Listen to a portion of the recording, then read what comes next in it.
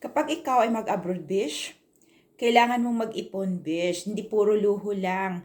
Lalo na kung OFW ka, kahit hindi OFW, yung nakapag landed immigrant sa Canada or sa nakapag, ano ba yun, US citizen or Canadian citizen or saan pa yung mga bansa na yan. So, yun ay kailangan mong i-take advantage. So, let's say talking about all OFW. OFW, kapag ikaw ay nag-OFW, siguraduhin mo na hindi masayang yung pagpunta mo sa ibang bansa at iniwan mo, lalo na't iniwan mo yung pamilya mo sa Pilipinas. So, kailangan mong mag-ipon, higit sa lahat, bawal meron man tayong mga paglalakwat sa minsan, pero wag dalasan. Kailangang marunong kang humawak ng salapi.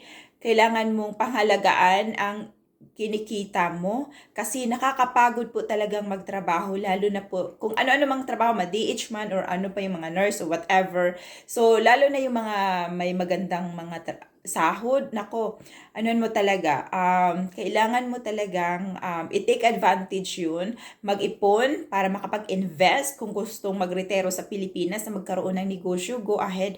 Maganda po yan. Kisa kung ano nakikita mo sa kapwa mo na bili here, bili dito, ano po yan. Ibang istorya na po yan. So, kailangan nating mag-ipon kasi mabibili natin lahat ng gusto natin kapag meron tayong naipon. Hindi ka puro lakwat ka lang, puro yulo ka lang, you live once, parang ganun.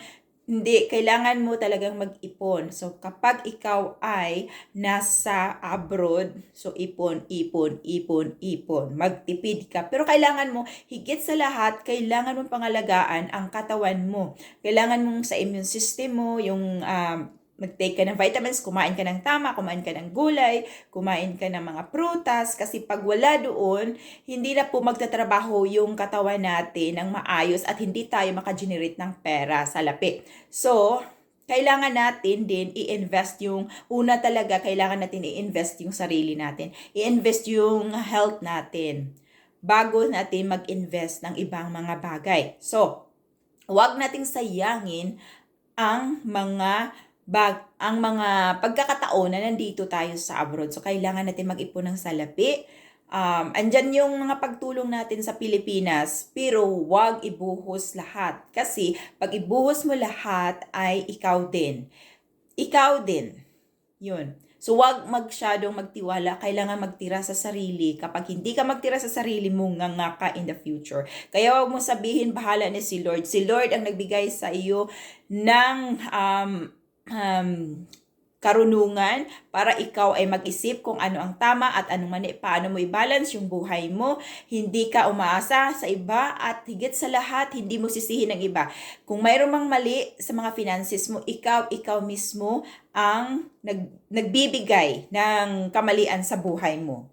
Huwag ka puro bili ng cellphone kasi nakikita mo sa nakikita mo sa kapwa mo na may bagong cellphone siya, may bagong gadget siya. Mas maganda pang ibili mo na lang ng alahas, bish. Mas mabuti pa ibili mo ng mga alahas, bish, na mapakinabangan mo in the future. Yun ang magandang investment. So, ayan. Kasi kaysa naman, lakwat ka doon, bahala na, bigay ka na sa family mo, bahala na, kasi at least nakatulong. Hindi po ganyan. Kailangan po nating mag-isip ng tama. Kasi hindi habang buhay tayo ay nagtatrabaho. Kailangan mag-prepare tayo sa retirement natin. So, yun. So, sasabihin, malaki kasi yung sahod, malaki o maliit man ang sahod mo, kapag marunong ka sa pera, mayroon ka talagang mararating. So, yan talaga. So, kailangan mo talagang mag-ipon. Mag-ipon kasi hindi natin hawak ang panahon. So, para at least naman, may pera tayo in the future, lalo na sa mga emergency, may pera tayo. So, hindi puro yulo lang. Kailangan nating mag-ipon. Huwag bili here, bili there, bibili ng mamahaling sasakyan. Who cares ba kung bibili kayo ng sasakyan? Puro utang naman. O, di ba? Kahit puro utang yung mga sasakyan, basta marunong ka lang sa sarili mo, marunong ka lang maghawak ng salapi mo, marunong ka lang hawak ng finances mo, walang problema yan. Magtabi ka, mag-ipon ka. Yun ang number one. Magano ka sa sarili mo, mag-invest ka sa health mo. Yan ang pinaka-importante. And masarap kayang magtrabaho na makikita mo yung, let's say, naarala ko yung mentor ko before na coming to abroad, na masarap magtrabaho kapag makita mo yung mga savings mo na dumami. Yun, masarap magtrabaho kapag makita mo yung mga savings mo na marami. So, hindi nakakapagod, nakaka-inspire po yun. Ayan. Hanggang dito lang po.